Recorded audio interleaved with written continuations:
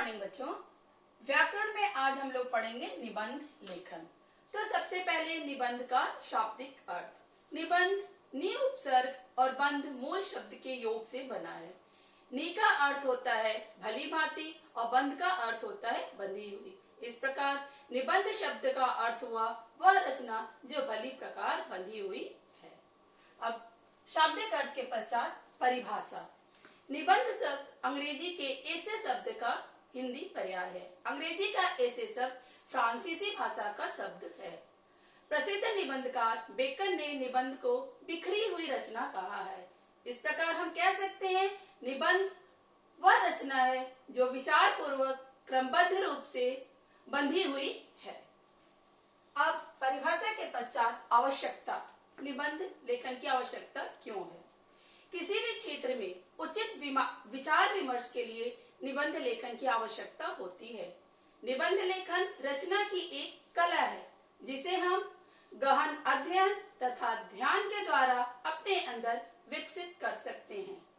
आज निबंध लेखन के लिए अनेकानेक क्षेत्र हैं, जैसे आज धार्मिक, सांस्कृतिक, सामाजिक, वैज्ञानिक आदि अनेकानेक क्षेत्रों में निबंध लिखे जा रहे हैं। निबंध के लिए कोई भी विषय केंद्र बिंदु हो सकता है। अब आवश्यकता के पश्चात निबंध के अंग। निबंध के कितने अंग हैं? तो निबंध के 3 अंग हैं। पहला भूमिका। भूमिका को प्रस्तावना भी कहते हैं। यह निबंध का मुख्य द्वार है। हमें निबंध को यहाँ से प्रारंभ करना है। तो निबंध का प्रारंभ ऐसा होना चाहिए जो पाठक को पूरा निबंध पढ़ने के लिए प्रेरित करे। कहने का तात्पर्य यह है कि हमारा निबंध का भूमिका बहुत ही प्रभावशाली होना चाहिए। अब भूमिका के पश्चात विषय प्रतिपादन। विषय प्रतिपादन को विषय विस्तार भी कहा जाता है। इसमें हम अपने निबंध को विस्तार देते हैं। निबंध को विस्तार देते समय हमें निबंध के सभी पहलुओं पर ध्यान देना चाहिए। किसी एक पहलू को लेकर के निबंध को नहीं लिखना चाहिए।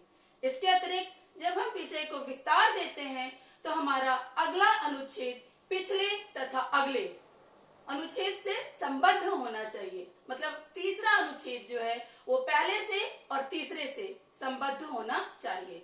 अंतिम अनुच्छेद में पूरे निबंध का सारांश आ जाना चाहिए। निष्कर्ष। निष्कर्ष को उपसंहार भी कहते हैं।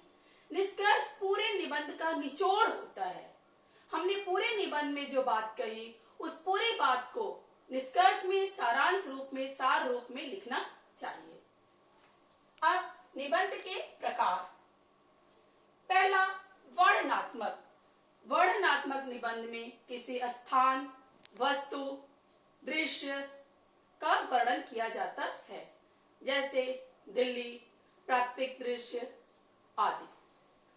उसके पश्चात विवरणात्मक निबंध। विवरणात्मक निबंध में उत्सवों, यात्राओं, घटनाओं आदि का चित्रण किया जाता है, जैसे विद्यालय का वार्षिकोत्सव, रेल दुर्घटना, नौका विहार आदि। तीसरा है विचारात्मक निबंध। विचारात्मक निबंध में तार्किक निबंध लिखे जाते हैं, जैसे विज्ञान अभिशाप या वरदान, टीवी, दूरदर्शन, टीवी का तात्पर्य दूरदर्शन से लाभ या हानि, मोबाइल का प्रयोग कितना सार्थक कितना निरर्थक। इस तरह के तार्किक निबंध विचारात्मक निबंध के अंतर्गत आते हैं। और अंतिम में भावात्मक निबंध। भावात्मक निबंध में हम अपनी भावनाओं को व्यक्त करते हैं, जैसे पर उपदेश कुशल बहु तेरे। इस तरह के जो निबंध हैं वो भावात्मक निबंध में आते हैं। मन के हारे हार है, मन के जीते जीत। इसमें हम अपनी भावनाओं को व्यक्त करते हैं। और अंत में निबंध से संबंधित कुछ मुख्य बातें। हमें निबंध लिखते समय किन बातों का ध्यान रखना चाहिए? उसमें पहला है विषय पर विचार। जब हम निबंध लिखने जा रहे हैं तो हम किस विषय पर निबंध लिख रहे हैं उस विषय के बारे में हमें पूरी तरह जान लेना चाहिए। उस विषय पर विचार कर लेना चाहिए। उस विषय से संबंधित हमें पूरी जानकारी एकत्र कर लेनी चाहिए। इसके अतिरिक्त निबंध लिखते समय हमें विषय को पहले शीर्षकों और फिर उप शीर्षकों में बांट लेना चाहिए। अधिक नहीं तो कम से कम अवश्य बांटना चाहिए। पहला भूमिका, दूसरा विषय विस्तार और तीसरा उपसंहार। अब दूसरा है विषयानुरूप भाषा। हर निबंध के लिए एक तरह की भाषा नहीं प्रयोग की जाती है, विषय के अनुरूप ही हमारी भाषा होनी चाहिए। तीसरा है सभी पहलुओं पर चर्चा। जब हम निबंध लिखने जा रहे हैं तो निबंध के सभी पहलुओं पर चर्चा करनी चाहिए। किसी एक पहलू को लेकर के हमें निबंध कंप्लीट नहीं करना चाहिए। जैसे यदि हम विज्ञान, अभिशाप या वरदान विषय पर निबंध लिख रहे हैं तो हमें दोनों पहलू के बारे में सोचना चाहिए, दोनों पहलू के बारे में बताना चाहिए। अब नेक्स्ट है अंतिम अनुच्छेद में सारांश। जब हम निबंध का अंतिम अनुच्छेद लिखते हैं तो अंतिम अनुच्छेद में पूरे निबंध का सारांश आ जाना चाहिए। नेक्स्ट है विराम चिन्हों का उचित प्रयोग।